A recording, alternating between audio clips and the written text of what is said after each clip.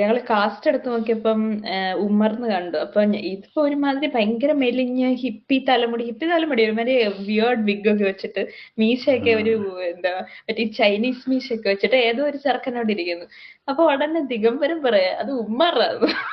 അത് ഞാൻ നോക്കിയപ്പോ ഉമ്മറിന്റെ കാസ്റ്റ് ഉണ്ട്, ഉമ്മർ ഇതുവരെ വന്നിട്ടുമില്ല. അപ്പൊ ഞാൻ അടുത്ത് എവിടെയൊക്കെയോ കണ്ടപ്പോ ഞാൻ അടുത്ത് ഉമ്മറാണ്, പക്ഷെ ഉമ്മർ ഒരുമാതിരി മെലിഞ്ഞ് ഞാൻ അടുത്ത് ഇനി വല്ല 15 വയസ്സ് 17 വയസ്സൊക്കെ ഉള്ള ഉമ്മർ വല്ലതും ആയിരിക്കും എന്നൊക്കെ മുഖം ഞാൻ ഒരു ഒന്നുമില്ല. നിമിഷം ഓർത്തത്.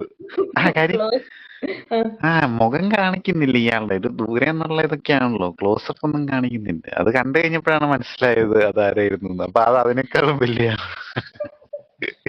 വിജയ് രാഘവ്. നല്ലൊരു റോളാണ്. പുള്ളി ഒരു പോപ്പ് മ്യൂസിക് സിംഗർ ആയിട്ടാണ്.